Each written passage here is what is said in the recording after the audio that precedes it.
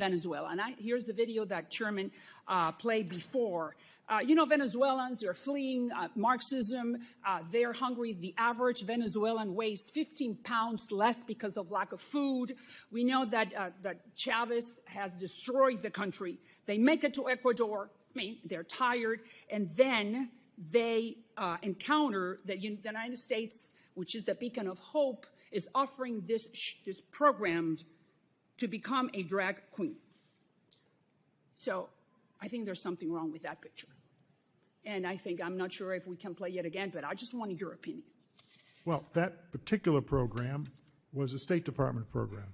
And I have great respect for the State Department, but I think it's appalling they did it, to be very frank with you. So you do not agree with those $35,000 No, invested? I don't. I think we should stick with our basic mission. Okay, well, but you agree that they have... You know what you just watched, and let me tell you right now that something is rotting in the machinery of our political discourse, because what we're witnessing isn't just misinformation or propaganda in the traditional sense.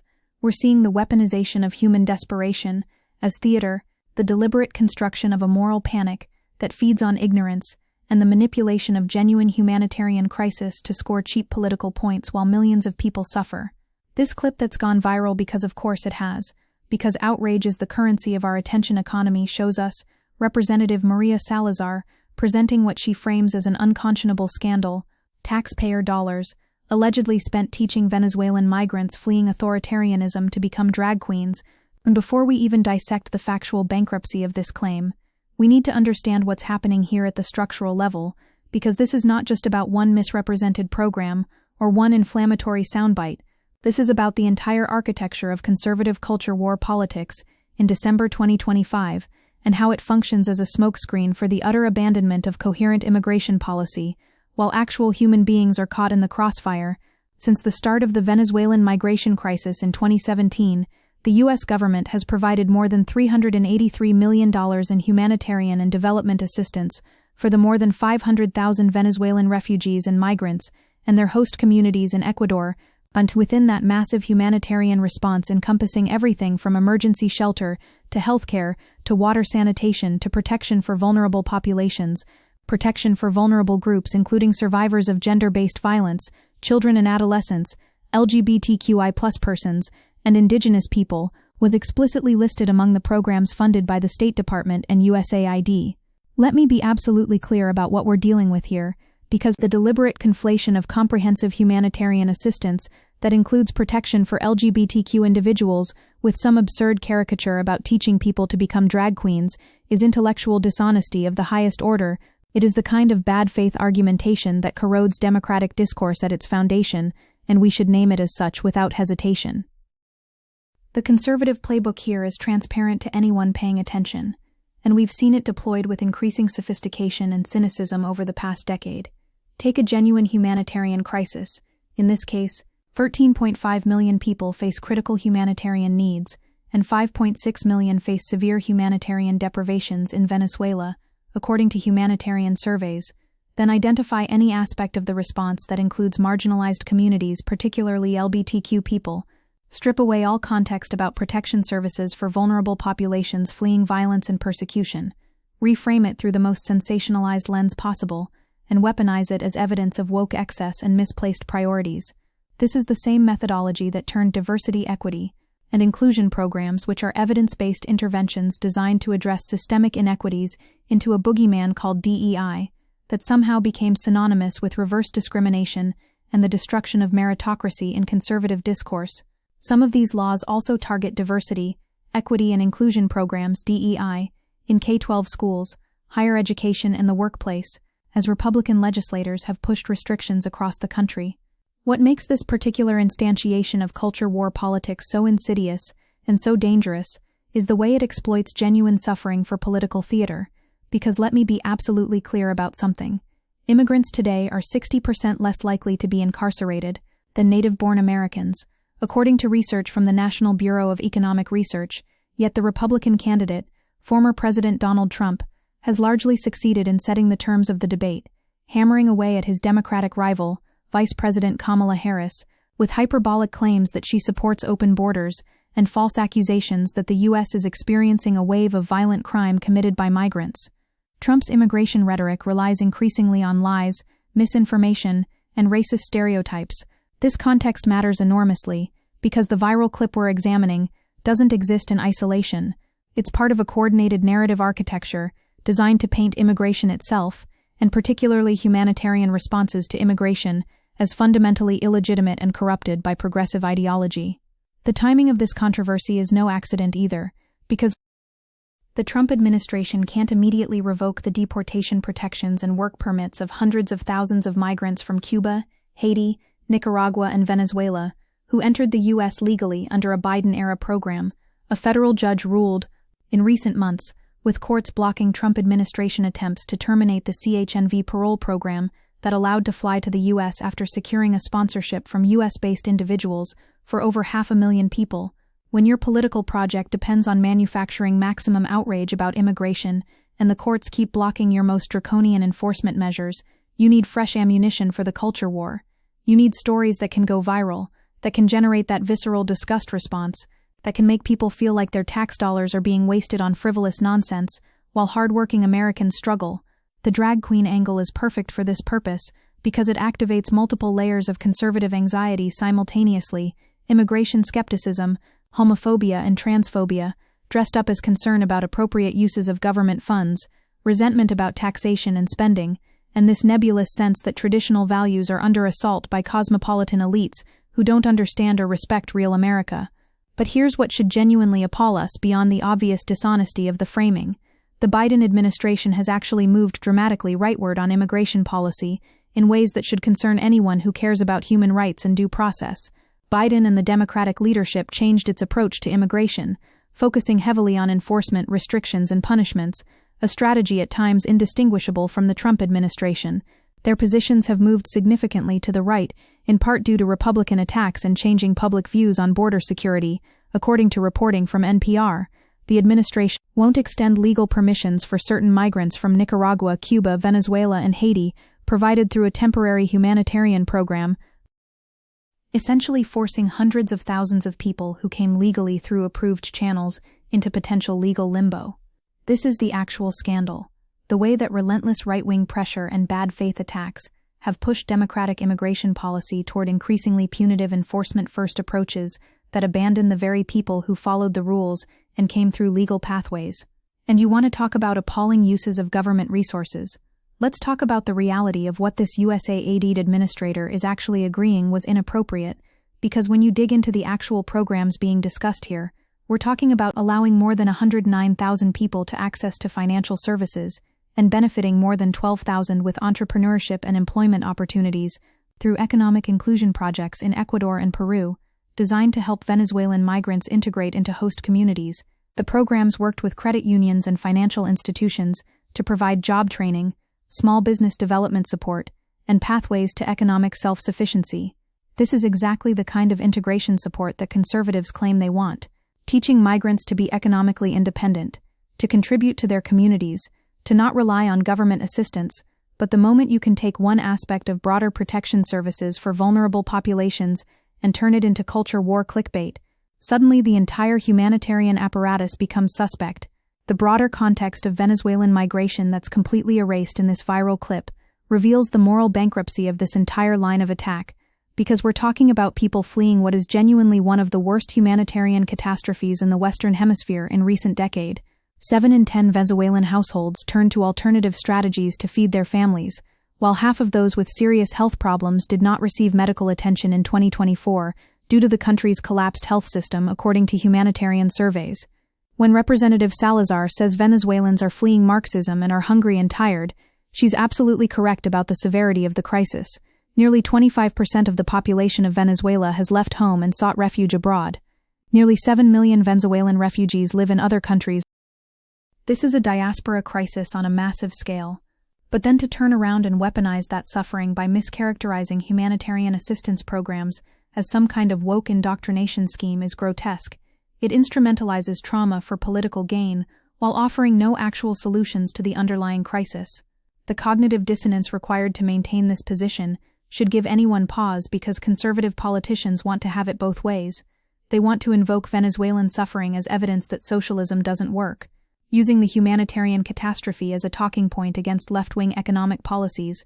But then when the United States actually provides humanitarian assistance to Venezuelan refugees and migrants, when we fulfill our stated commitment to being that beacon of hope that Representative Salazar invokes, suddenly that assistance becomes illegitimate if it includes protection for marginalized communities or doesn't conform to narrow conservative cultural values. You cannot simultaneously claim moral authority based on opposing authoritarianism abroad while attacking humanitarian programs designed to help the victims of that authoritarianism, or rather, you can, but it reveals that your actual priority isn't humanitarian concern at all, it's culture war point scoring. What's particularly galling is the way this discourse completely ignores the actual complexity and challenges of migration management, because USAID and World Council of Credit Unions brought together representatives of more than 200 public and private sector organizations for events in Peru and Ecuador that focused on the United States' commitment to the socioeconomic integration of vulnerable local and migrant population. This is sophisticated development work involving coordination between government agencies, international organizations, financial institutions, universities, and civil society groups across multiple countries. The goal is to help migrants become economically integrated and self-sufficient, while also supporting host communities dealing with rapid demographic changes. This is exactly the kind of comprehensive approach that actually works, that produces better outcomes than either totally open borders or draconian enforcement alone. But nuance doesn't go viral. Complexity doesn't generate millions of views. What captures attention in our current media ecosystem is moral panic and simplified narratives of good versus evil, where hardworking taxpayers are being robbed to fund absurd progressive pet projects. One of the most alarming aspects of the immigration debate in the 2024 election has been the use of lies and disinformation by the Trump campaign. Misinformation about immigrants has long been a tool of political fearmongering, but Trump has taken it to new heights, and this viral clip represents a perfect case study in how that misinformation apparatus functions. Take a kernel of truth. Humanitarian programs include protection for LGBTQ individuals, embedded in layers of misrepresentation and sensationalism, teaching people to be drag queens, strip away all context about why such protections might be necessary for people fleeing persecution, and package it as evidence of progressive excess that should outrage right-thinking Americans. The complicity of the former USAID administrator in this framing is particularly troubling, because rather than explaining the actual scope and purpose of these programs, rather than defending the comprehensive humanitarian approach that his agency was implementing, he agrees that a State Department program was appalling, based apparently on this completely distorted characterization of what it actually involved. This is the kind of capitulation to bad faith framing that has enabled the rightward drift on immigration policy more broadly.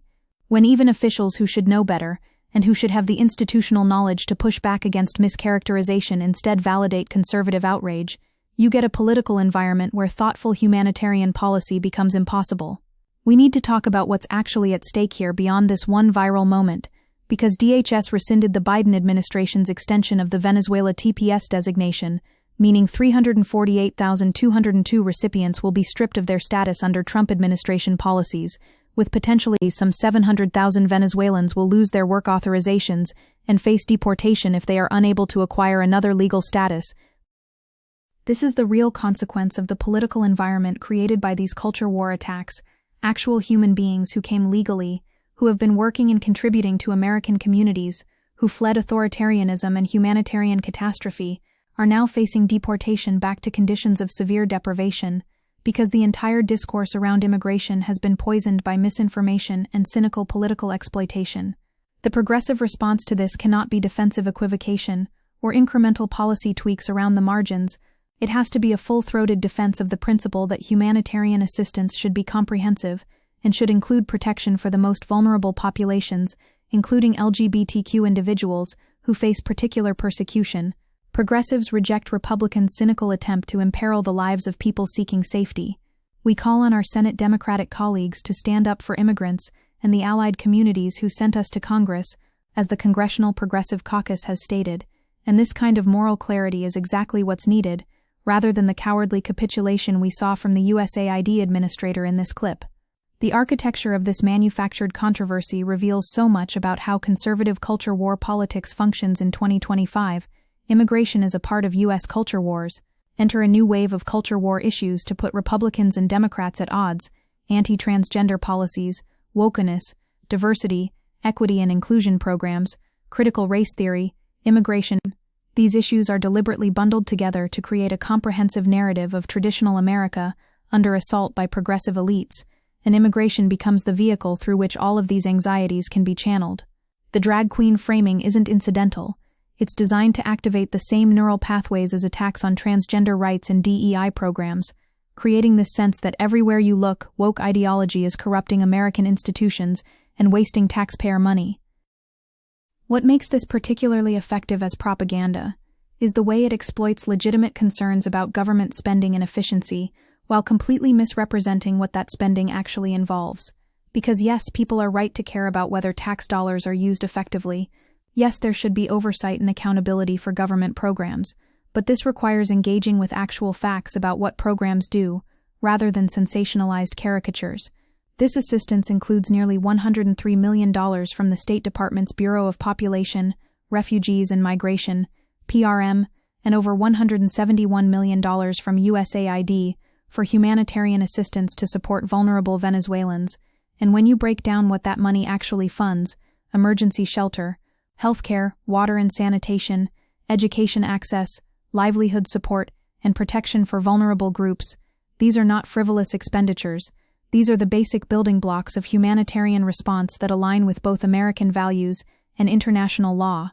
The casual mention that Venezuelans weigh on average 15 pounds less due to food insecurity should haunt anyone with a shred of moral imagination, because we're talking about mass starvation, about a humanitarian catastrophe that has forced millions of people to flee, and the response from conservative politicians is not to advocate for more effective humanitarian assistance or better integration programs or comprehensive immigration reform that could actually address the systemic challenges. The response is to find any angle that can be spun into culture war outrage to delegitimize the entire project of helping people in desperate circumstances. This is nihilism dressed up as fiscal conservatism, its cruelty masquerading as common sense. And we cannot ignore the racial and ethnic dimensions of this attack, because when you dig into who gets framed as deserving versus undeserving migrants, when you look at which groups are subject to these kinds of demonizing narratives versus which are not, clear patterns emerge. The center of the Democratic Party is now adopting the same policies, the same postures that MAGA Republicans were fighting for about 6 years ago, according to immigration law experts at Columbia, and this rightward shift has been driven substantially by the effectiveness of racist narratives and conspiracy theories about immigration. The Great Replacement theory, which portrays immigration as an invasion, has increasingly infiltrated mainstream, conservative, and right-wing political discourse. This narrative, which suggests that native populations are being intentionally replaced by immigrants, has gained significant traction, and while the drag queen controversy might seem unrelated on the surface, it fits perfectly into this broader conspiratorial worldview where immigration is not just policy challenge, but existential civilizational threat. The question of why this particular clip has gone viral with a controversy level rated as high, and a viral score of 96, tells us something important about our current information ecosystem, because what drives engagement is not nuance or accuracy, it's emotional resonance, and specifically, it's content that generates outrage and moral indignation. The headline "Biden WH exposed funding drag queens for migrants" is engineered for maximum inflammatory impact, every word choice calculated to trigger specific emotional responses, exposed suggesting scandalous revelation, funding implying waste of taxpayer resources, drag queens activating cultural anxiety and in many cases homophobia, migrants tapping into immigration skepticism.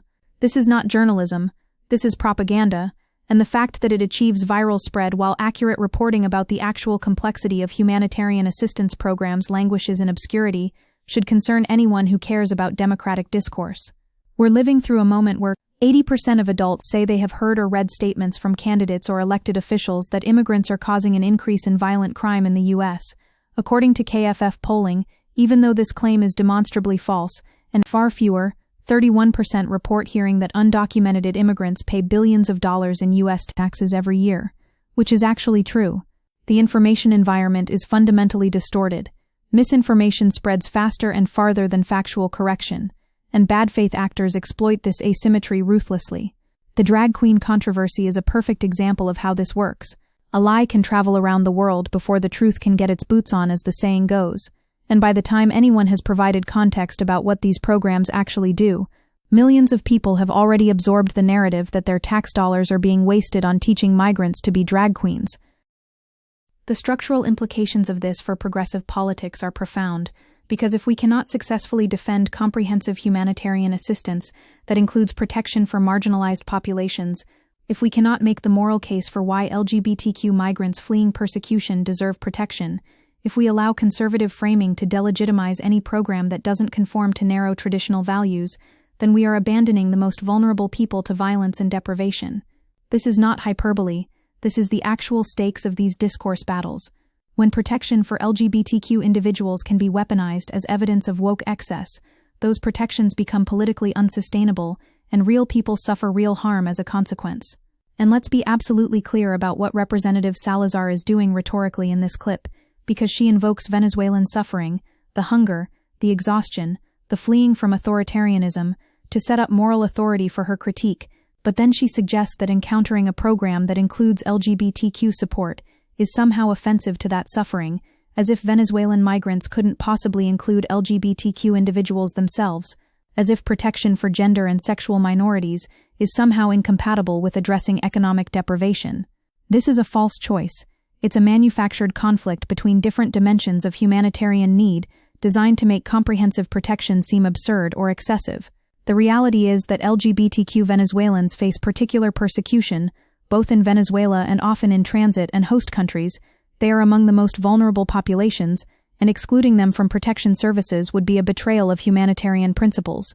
The broader pattern here connects to how the concept of diversity, equity, and inclusion (DEI) gained traction in boardrooms and on campuses across the country after the racial justice uprisings of 2020, but then the Trump campaign has used the backlash to its political benefit.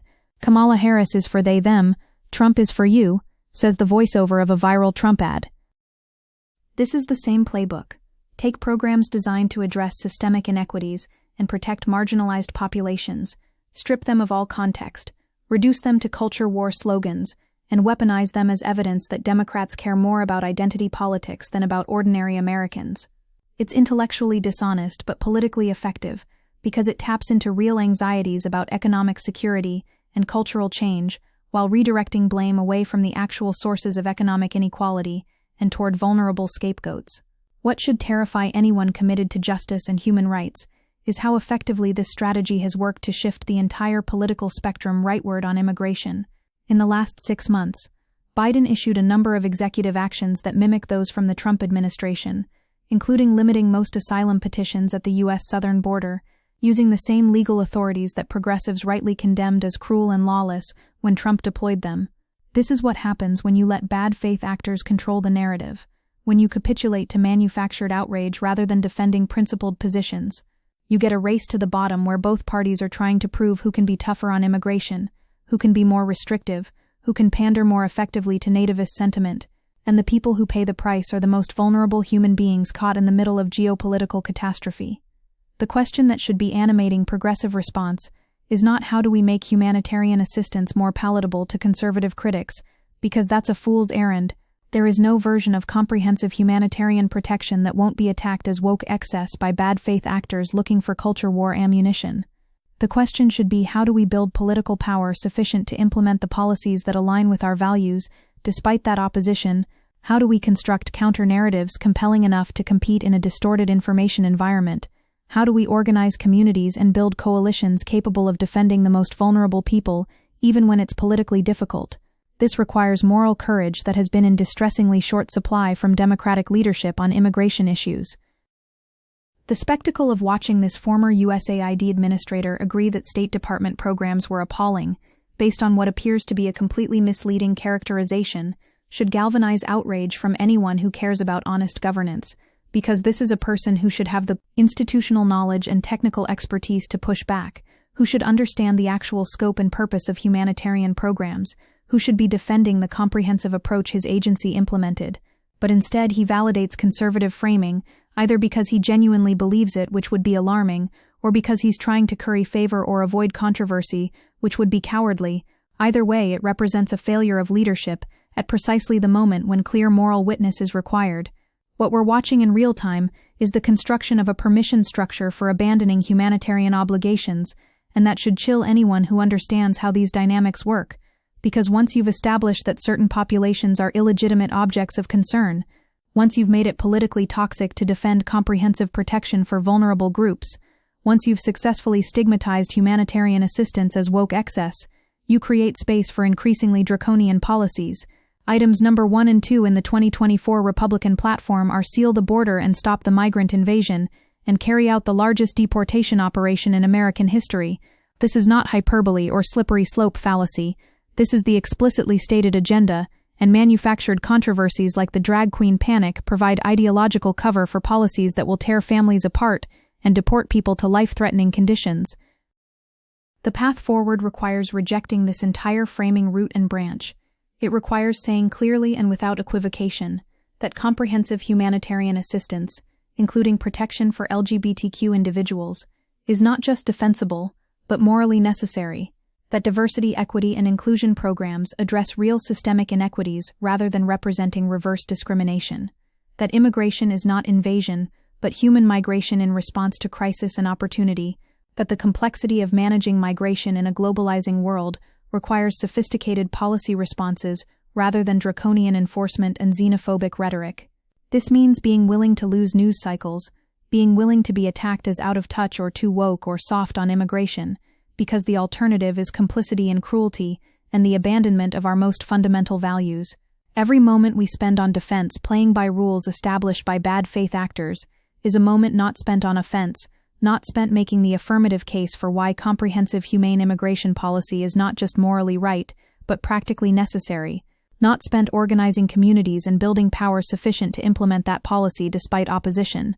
The viral clip we've examined is a perfect encapsulation of how conservative culture war politics functions to distort discourse and push policy rightward, and the only adequate response is to refuse to play that game, to insist on complexity and nuance even when it's politically difficult, to defend the most vulnerable populations even when they're used as political footballs, and to build the kind of mass movements capable of transforming our broken immigration system into something that actually reflects our stated values of human dignity and universal rights. This is the work that matters. This is what justice demands, and anything less is betrayal of the millions of people whose lives hang in the balance of these political battles.